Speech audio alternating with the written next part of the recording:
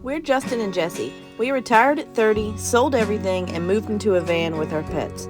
Join us as we try to hit every state in our van and show you all the cool and weird stuff along the way. Don't forget to subscribe. We're Floyd's in the Dan Van.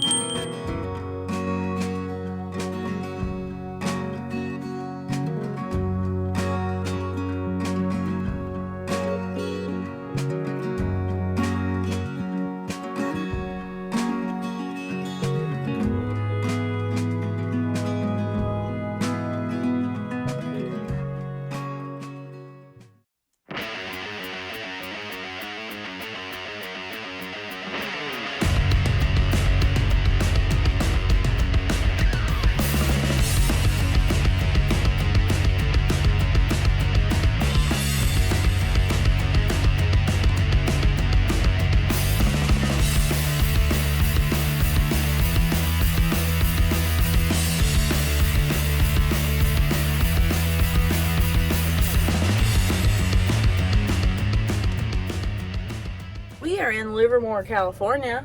We're under there. We're not under there. We're under where? Probably asking yourself, what the heck is in Livermore? Well, not only is there a Home Depot for us to fix everything that's going wrong in the van, but there's also the longest continuously burning light bulb in the world. In the world. The whole entire world. And that is right here in Livermore. We had been kind of zigzagging, so we were, gosh. We're just hanging out with Nate Diaz. Oh, Nate Diaz. We went through Stockton. We hung out at his house. We hung out at Nate Diaz, the MMA fighter's house, outside of it for a second. Just a second.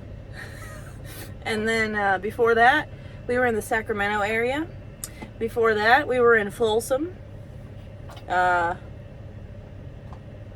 If you've heard the Johnny Cash song, Folsom Prison Blues, it's about that prison right there. What's next? Well, that's a good question. We're going to go see this light bulb. I don't know. I'm not talking clearly, but we're going to go check out this light bulb. Justin's fixing a few things in the van because when in Rome, when at a Home Depot, fix all the things you can. How is it? I've had better. Not imagine needing it, but you got the key. Gosh. Got the key. See you in a minute, Harry. Okay, we are here. Are you ready to see this light bulb, bro? Yes. I saw me singing on TV, you know. I think there's other people here too that want to see the light bulb. This makes me feel a little better. Because it's like an active fire department that has it, so it kind of feels wrong to bother them. But Have to see. Look, if you ask me, it's big government. Why can't we all get these everlasting light oh my bulbs God, in shut our up. houses? Shh, everlasting light bulbs, really? Really?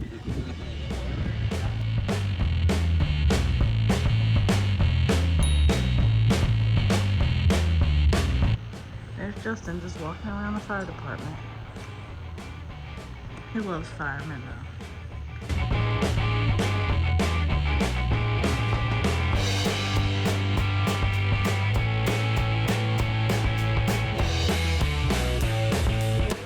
Couldn't revive it. The fireman would not come out. I know. Justin's very upset. He friggin' loves firemen, just like I told you guys a minute ago. Dude, how many calendars a month do I buy? Not even a year, a month. We do have a calendar fund, so Justin can buy any fireman's calendar whenever he finds it. It's not a question. He doesn't have to ask me for permission. We just know. Yes, you buy it. It supports a good cause. I'm gonna decorate our whole house with wallpaper from different pictures of the boys when we get back. One day.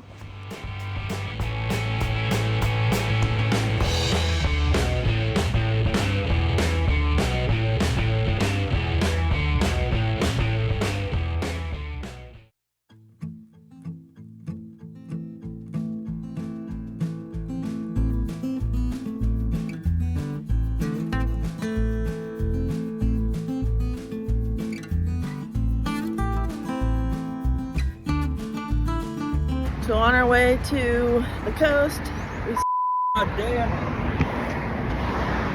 Justin stepped in gum twice. In the same area. He stepped in gum twice. Literally within the last like 4 minutes. What are the chances? Bullshit chances.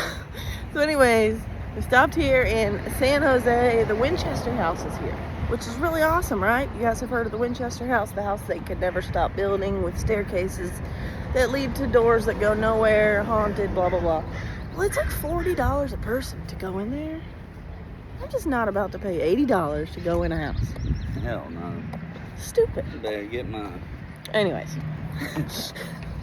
So, we got some pictures, and we're gonna head towards Santa Cruz. Hey, fellas.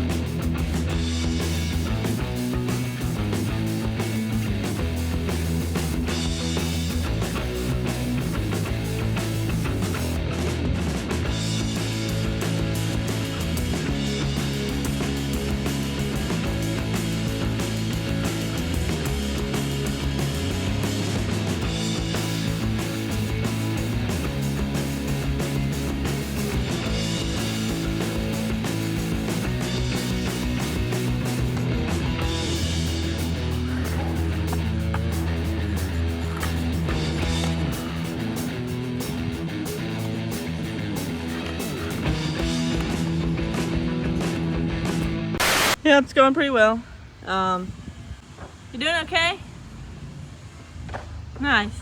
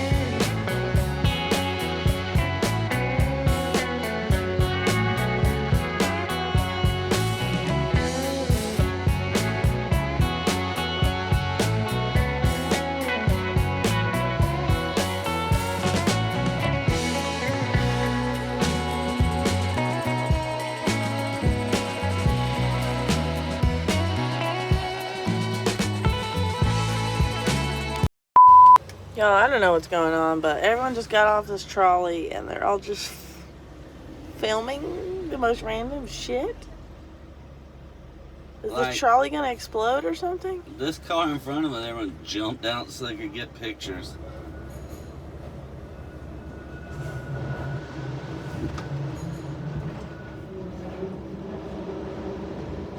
Maybe they were picking... No, they didn't even pick anybody up.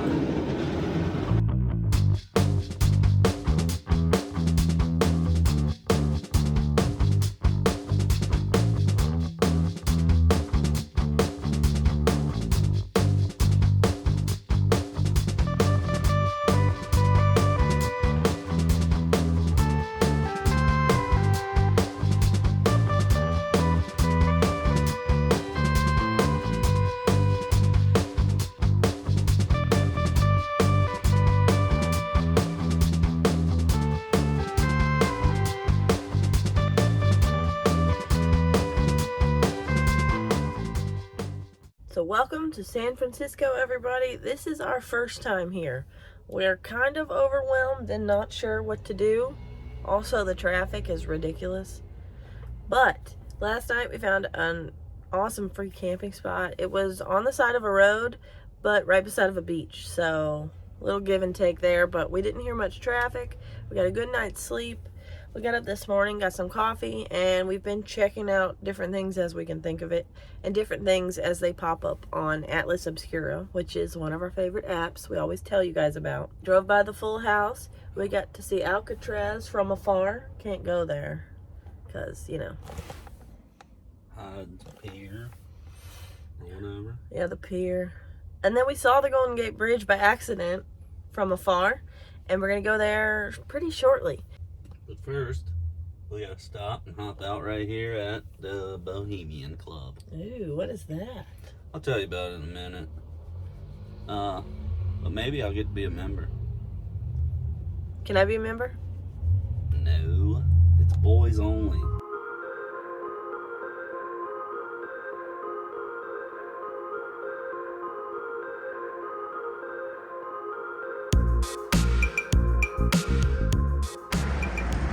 We are... Doesn't say, does it?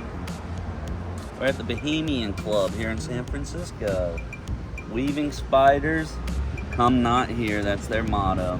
This is just a gentleman's club where we can come together and discuss their appreciation of fine arts, culture, music, and different other talents, you know, like... So it's just normal people? Yeah, but also there are like world leaders. I think last I knew, George H.W. Bush was like the top of the core of the Bohemian Club. The Bohemian Club owns a place north of here in Sonoma County called Bohemian Grove. That's where they've done a lot of that stuff. They have lakeside talks and they put on different events. Well, they've said that discussion about Nixon's presidency and the Manhattan Project and other things have taken place there. Although, if you read about the club and what it's about, they're actually not, maybe that is true, but when you're at their locations, it's actually not meant for business. You're supposed to just put your responsibilities aside and not have to worry about that stuff. They actually don't want you to promote business or anything like that. The biggest celebrities they want are the celebrities that do good for the club. Weaving spiders come not here. That's their motto. Basically, it just means, look, don't come here to rub elbows and network. They're here to get rid of responsibility.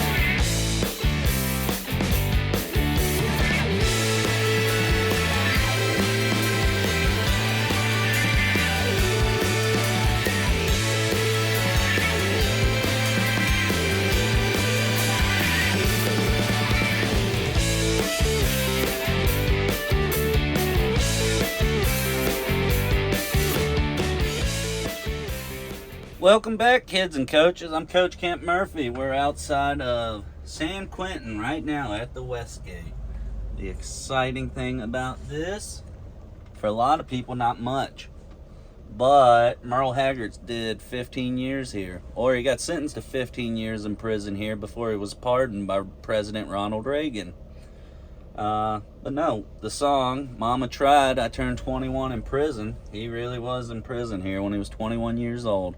Alright, swear to Jeebus, right when we pulled up, this song was playing. We can't play it because YouTube gets all cranky.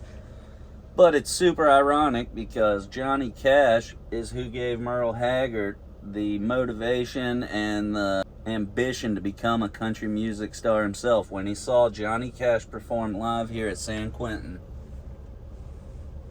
That is a big piece of country music history right in front of us here in San Francisco. Yeah, in a prison. Kind of weird. So we've been to Folsom and we've been to San Quinten all within a couple of days.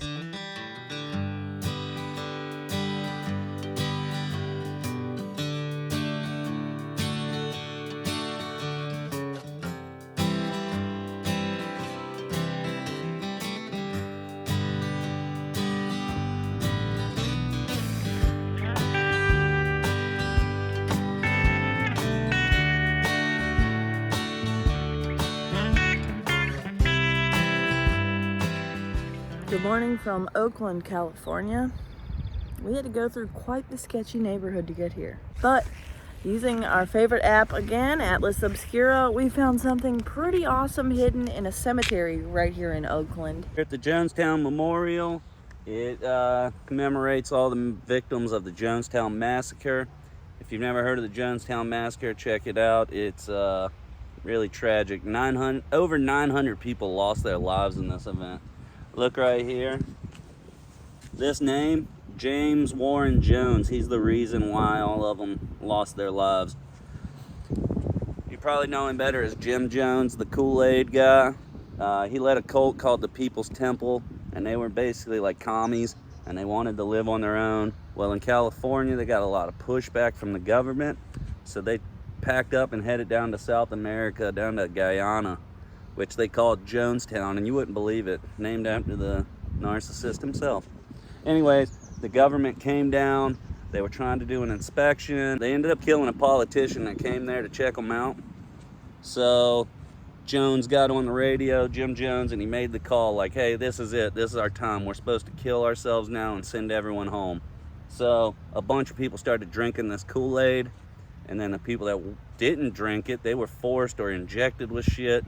And then they found Jim Jones' body in his office with one bullet hole in his head. So not only was he a terrible cult leader, but with him deciding to not drink the poison with everyone else, they kind of look at him as an even worse person now, just because he couldn't even go out with his own people the way he wanted to.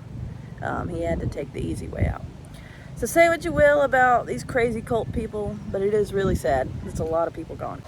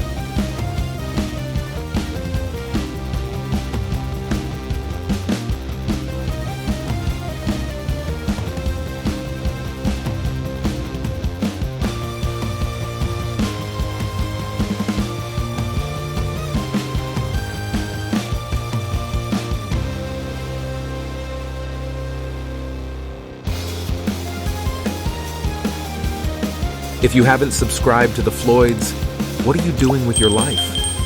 Honestly.